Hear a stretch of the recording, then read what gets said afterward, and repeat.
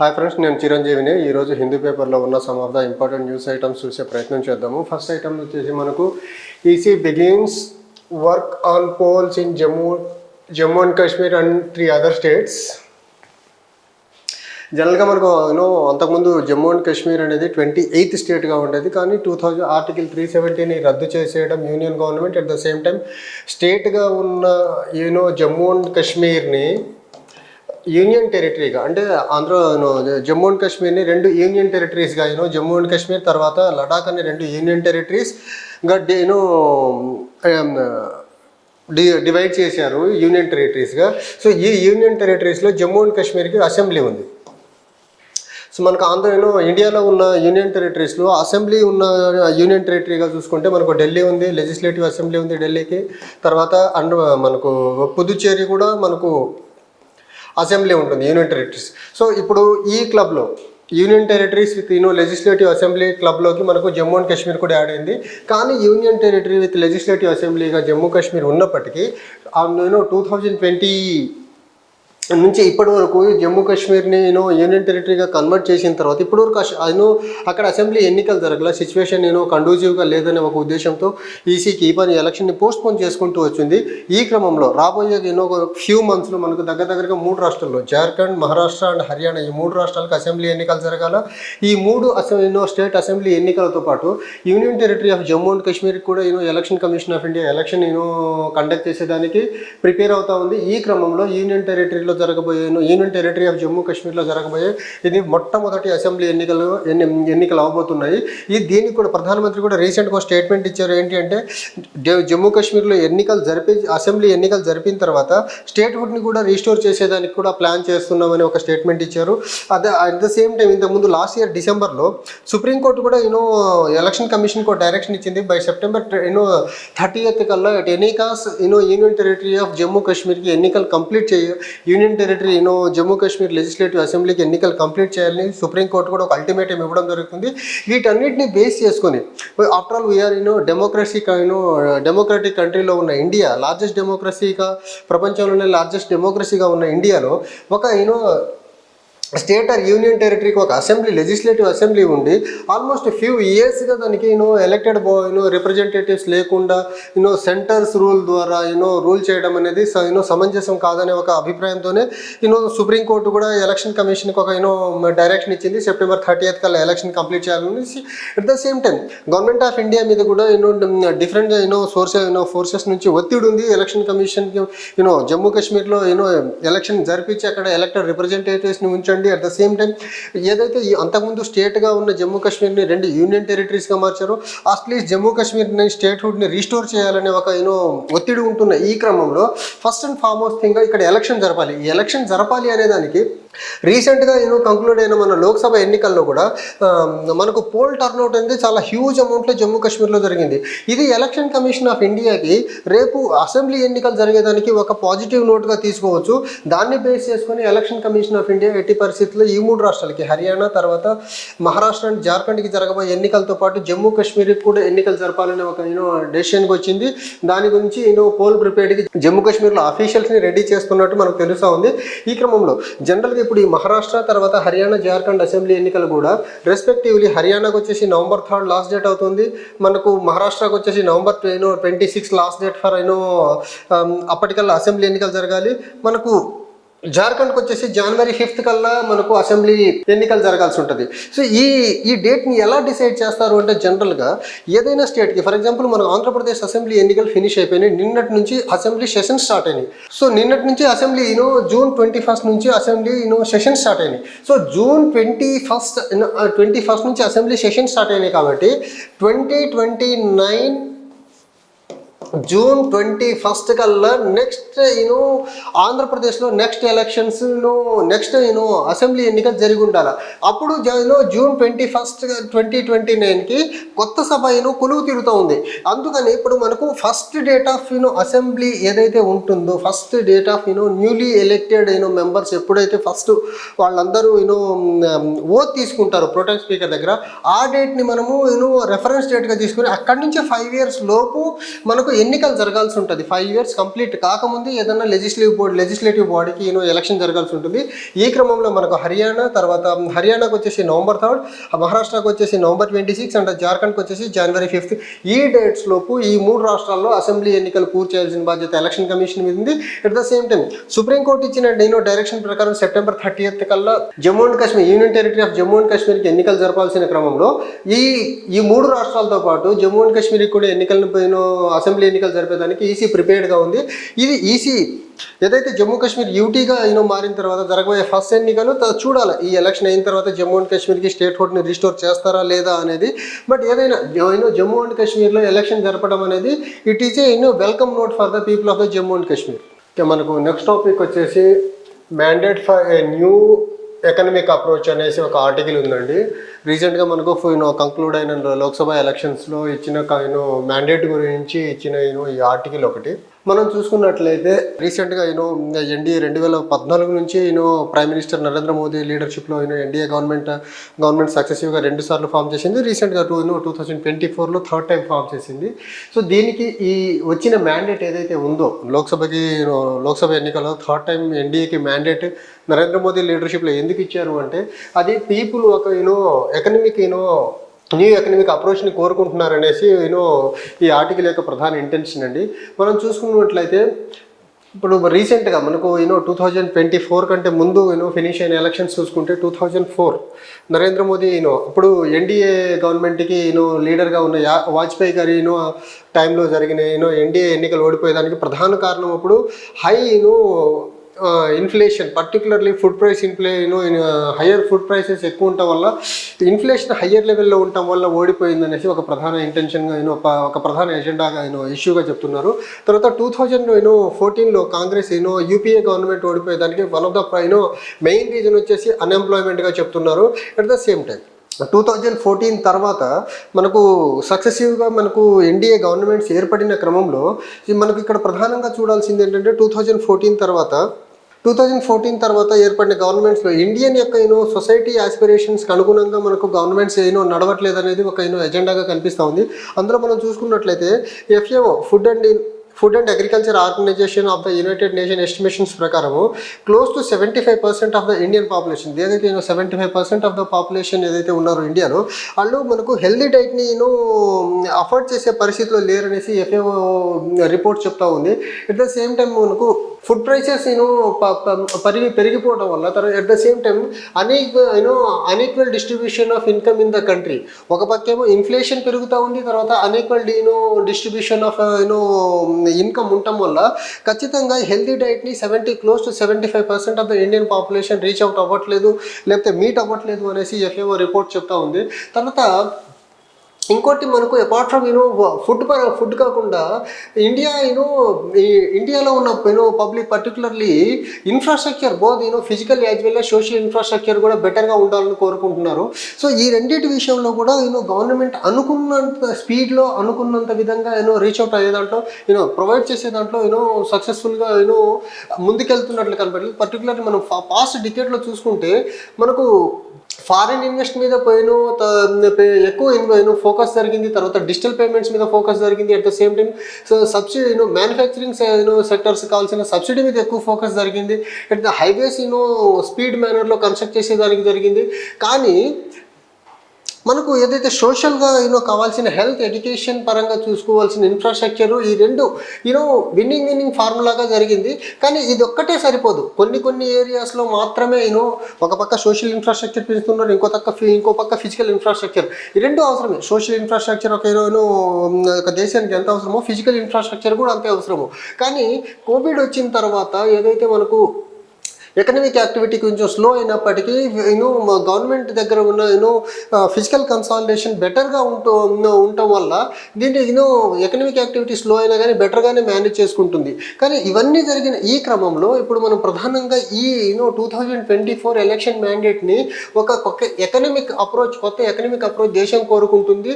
దాని అనుగుణంగానే ఇప్పుడు రీసెంట్గా ఫామ్ అయిన గవర్నమెంట్ పనిచేయాల్సిన అవసరం ఉంది అనేసి ఆర్టికల్ ప్రధానంగా చెప్తా ఉంది. ఇందులో ప్రధానంగా మనం చూసుకుంటే వికసిత్ భారత్ అనేది మనం prime minister and BJP leaders అలా టైమ్ అండ్ అగైన్ చెప్తుంటారు.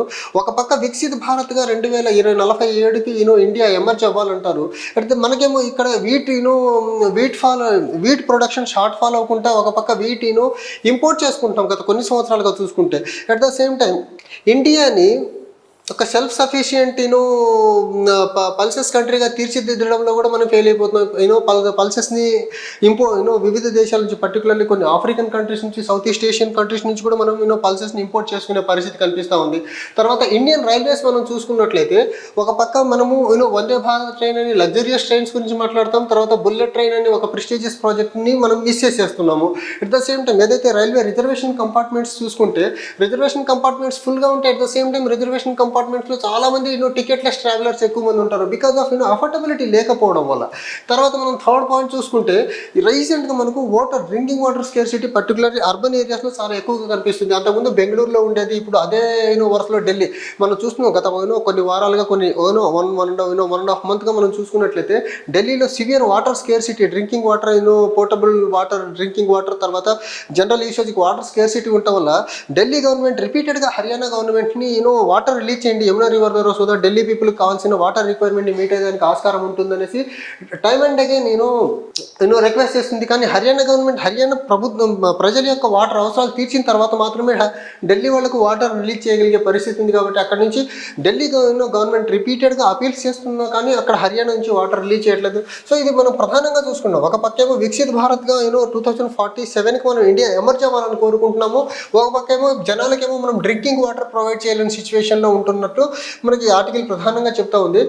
ఒకటి ఈ రకంగా మనము ప్రాపర్గా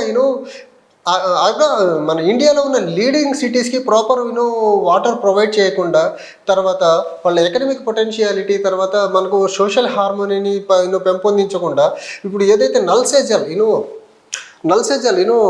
కెనాల్స్ నుంచి వాటర్ తీసుకురావాలనేది ఇండియాకి ఏదైతే portable drinking water every house హోల్డ్కి ఇవ్వాలనేది ఏదో అదే డిస్టెంట్ డ్రీమ్గానే మిగిలేదానికి ఆస్కారం ఉంటుంది. తర్వాత ఒక పక్కేమో high growth for the past quarter సెంచరీగా 25 ఇయర్స్గా జరుగుతున్నప్పటికీ కానీ మనకు కావాల్సిన సర్వీసెస్ పబ్లిక్ అందాల్సిన సర్వీసెస్ మాత్రం ప్రాపర్గా అందట్లేదు అనేది చాలా ప్రధానంగా చెప్తుంది.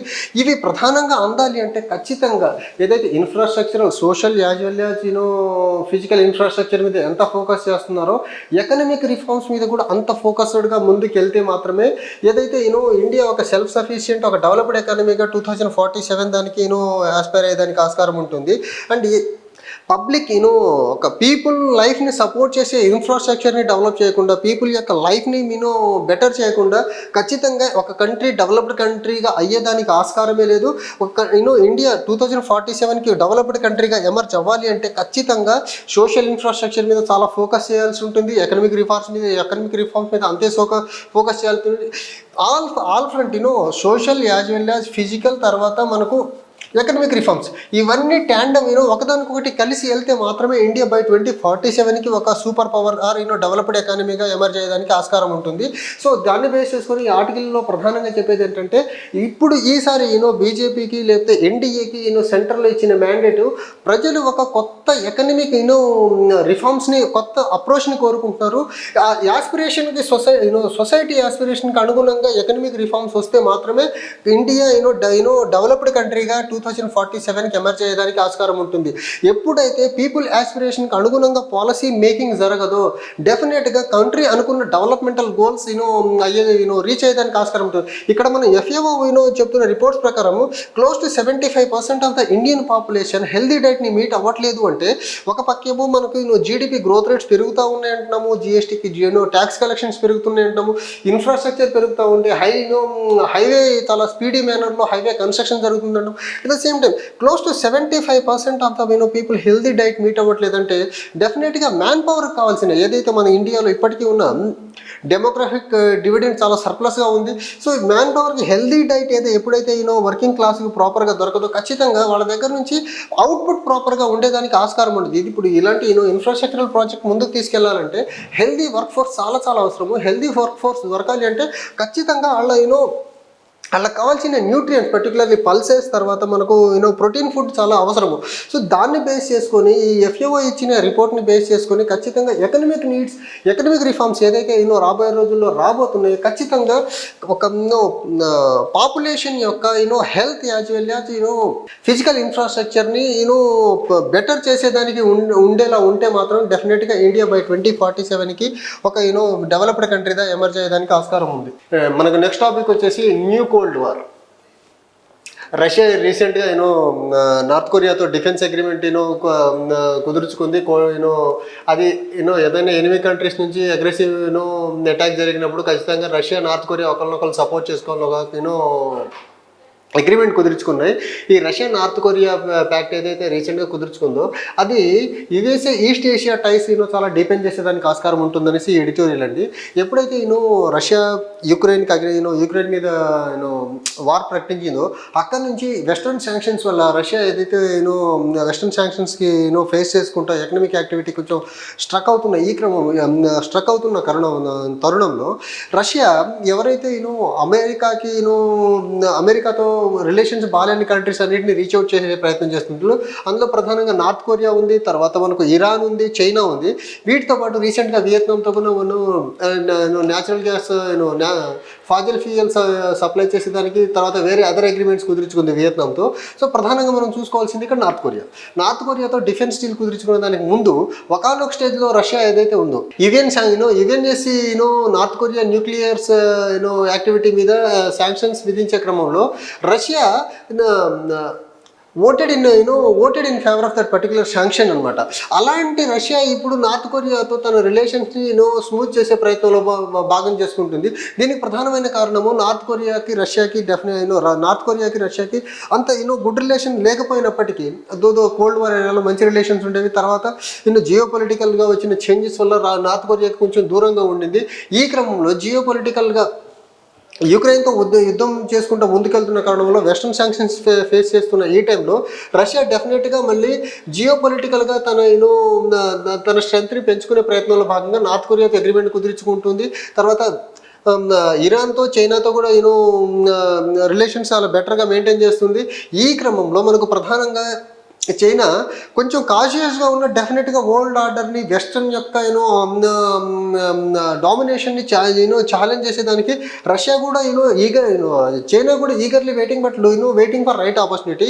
ఈ టైంలో రష్యా అగ్రెసివ్గా ముందుకెళ్తుంది కాబట్టి డెఫినెట్గా రష్యాకి ఎంత బ్యాక్ ఎండ్ నుంచి సపోర్ట్ ఇవ్వాలో చైనా కూడా ఇస్తూ ఉంది. ఈ క్రమంలో మనకు ప్రధానంగా ఇప్పుడు ఈస్ట్ ఏషియాలో ఉన్న యుఎస్కి కావాల్సిన క్లోజ్ అలీస్ ఎవరైతే ఉన్నారో లైక్ సౌత్ కొరియా, జపాన్, ఈ దేశాలతో డెఫినెట్గా యుఎస్ఏ డెఫినెట్గా కొంచెం బెటర్ రిలేషన్ ట్రై చేసేదానికి ఆస్కారం ఉంది, డీపర్ రిలేషన్ ట్రై చేసేదానికి ఆస్కారం ఉంటుంది. ఎందుకంటే నార్త్ కొరియా తర్వాత China USA side Russia side వెళ్ళిపోతే డెఫినెట్గా ఈ ఈస్టర్న్ కారిడార్లో ఉన్న నార్త్ ఈస్ట్ ఏషియన్ కంట్రీస్గా ఉన్నటువంటి మనకు జపాన్ తర్వాత సౌత్ కొరియాతో ఇప్పుడు defence and economic cooperation depend చేయకపోతే డెఫినెట్గా నార్త్ ఈస్ట్ ఏషియాలో ఉన్నటువంటి యుఎస్ యొక్క ప్రామినెన్స్ తర్వాత యుఎస్ యొక్క డామినెన్స్ని కొంచెం రష్యా ఈజీగా ఛాలెంజ్ చేయగలుగుతుంది.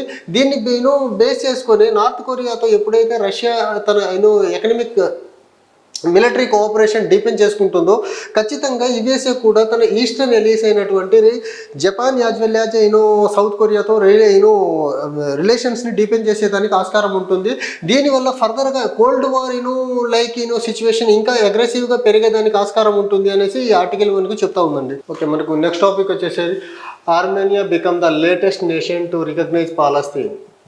సో పాలస్తీనా ఏదైతే ఉందో ఇప్పుడు మనకు గాజాల తర్వాత పాలస్తీనా మధ్య ఇజ్రాయెల్ యాజ్ వెల్ యాజ్ హమాస్ల మధ్య జరుగుతున్న యుద్ధంలో నలిగిపోతున్న దేశం ఏదైనా ఉంది అది పాలస్తీనాలో సివిలియన్స్ చాలా తీవ్రంగా ఇబ్బంది పడుతున్నారు. ఈ క్రమంలో పాలస్తీనాకి సపోర్ట్గా ఇజ్రాయెల్ చేస్తున్న దాడుల్లో పాలస్తీనాలో సివిలియన్స్ ఇబ్బంది పడుతున్న ఈ క్రమంలో పాలస్తీనాకి ఇప్పటికీ ఈవెన్ రికగ్నైజ్డ్ కంట్రీగా లేదు. కాబట్టి రీసెంట్గా ఒక 1 month ago Spain, Ireland and Norway 3 దేశాలు అఫీషియల్గా పాలస్తీనా కంట్రీగా రికగ్నైజ్ చేసాయి. తర్వాత ఇప్పుడు రీసెంట్గా Armenia former Soviet Union country అయినటువంటి ఆర్మేనియా రీసెంట్గా పాలస్తీనాను ఒక కంట్రీగా గుర్తించాయి. ఎట్ ద సేమ్ టైం పాలస్తీనాని కంట్రీగా రికగ్నైజ్ చేయడంతో పాటు కాకుండా ఏదైతే హమాస్ సివిలియన్స్ని కిడ్నాప్ చేస్తున్నారో ఇజ్రాయలీకి సంబంధించిన సివిలియన్స్ని దాన్ని చాలా తీవ్రంగా ఖండించింది. సో ఏదైతే జరుగుతున్న ఈ పరిణామాలు యూరోపియన్ కంట్రీస్ 3 దేశాలు ఏవైతే స్పెయిన్, ఐర్లాండ్ అండ్ నార్వే 3 దేశాలు పాలస్తీనాను గుర్తించిన పాటు రీసెంట్గా ఆర్మేనియా గుర్తించడం ఏంటంటే ఇజ్రాయెల్ మీద ఒక ఒత్తిడి పెంచే కార్యక్రమంగా చూడాల్సి ఉంటుంది. ఏదైతే ఇజ్రాయెల్ చేస్తున్న యుద్ధం ఏదైతే గాజాలో హమాస్ మీద చేస్తున్న యుద్ధంలో సివిలియన్స్ బలవుతున్నారు. సివిలియన్స్ని ప్రొటెక్ట్ చేసేదానికి ఒక మార్గంగా ఈ యూరోపియన్ కంట్రీస్ తర్వాత ఫార్మర్ సోవియట్ యూనియన్కి చెందినటువంటి ఆర్మేనియా కానీ ఒక పాలస్తీనాను ఒక మెంబర్ కంట్రీగా గుర్తిస్తున్నాయి. కానీ దీన్ని ఇజ్రాయెల్ ఎలా చూస్తుందంటే రీసెంట్గా స్పెయిన్, ఐర్లాండ్ అండ్ నార్వే 3 మన పాలస్తీనాని మెంబర్ కంట్రీగా గుర్తించడం వల్ల ఈ యూరోపియన్ ట్రయో కంట్రీస్ టెర్రరిజంని రివార్డ్ చేస్తున్న చర్యగా చూడాలనేసి ఇజ్రాయెల్ చాలా స్ట్రాంగ్గా కండెమ్ చేస్తూ ఉంది. ఈ క్రమంలో పాలస్తీనా తర్వాత హమాస్ తర్వాత ఇజ్రాయెల్ మధ్య జరుగుతున్న ఈ యుద్ధంని ఒక ఫుల్ స్టాప్ పెట్టాలి అంటే ఖచ్చితంగా ఇంటర్నేషనల్ లెవెల్లో దీని మీద పీస్ని తీసుకొచ్చేదానికి పెద్ద మొత్తంలో చాలా కంట్రీస్ అన్ని ఒక పాలస్తీనాని మెంబర్ స్టేట్గా గుర్తించి యుఎన్ మీద ఒత్తిడి తీసుకొచ్చి యుఎన్లో ఒక రిజల్యూషన్ పాస్ చేసి పాలస్తీనాని ఒక కంట్రీగా గుర్తిస్తే కొంతవరకు ఇజ్రాయెల్ హమాస్ మీద జరుగుతున్న దాంట్లో హమాస్కి కన్ఫైన్ చేసి సివిలియన్స్కి ఇబ్బంది రాకుండా ఉండేదానికి ఆస్కారం ఉంటుంది.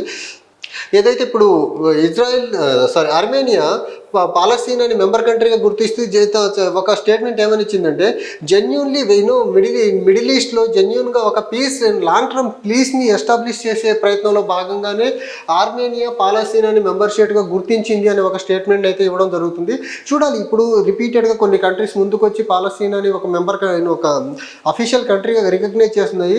దీనివల్ల ఇజ్రాయెల్ మీద ఎంత పరుగు ఒత్తిడి వస్తుందో, ఎంతవరకు ఇజ్రాయెల్ దీన్ని పరిగణలోకి ఇప్పుడు చూస్తే రీసెంట్గా ఆర్మేనియా ఎప్పుడైతే పాలస్తీనాని ఒక మెంబర్ కంట్రీగా గుర్తించిందో ఇమీడియట్గా ఇజ్రాయెల్లో ఉన్నటువంటి ఆర్మేనియన్ డిప్లొమాట్ని పిలిచి వాళ్ళ నుంచి ఎక్స్ప్లెనేషన్ తీసుకునే ప్రయత్నం చేస్తుంది.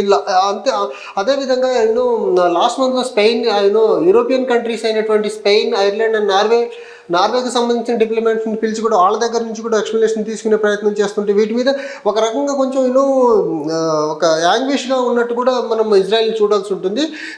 ఏదైనా కానీ ఈ కంట్రీస్ అన్ని ఏవైతే ఆర్మేనియా పాలస్తీనాని మెంబర్ కంట్రీగా గుర్తిస్తున్నాయో దీనివల్ల ఇజ్రాయెల్ మీద రాబోయే రోజుల్లో ఎంతో కొంత ఒత్తిడి పెరిగి ఖచ్చితంగా ఈ మిడిల్ ఈస్ట్లో పర్టికులర్లీ పాలస్తీనా, ఇజ్రాయెల్ మధ్య ఒక శాంతియుత వాతావరణం నెలకొల్పేదానికి ఎంతో కొంత ఆస్కారం అయితే ఉంటుంది. ఇవండి some of the important news ఈరోజు హిందీ పేపర్లో. మళ్ళీ రేపు న్యూస్ పేపర్ అనాలిసిస్లో కలుద్దాం. Thank you.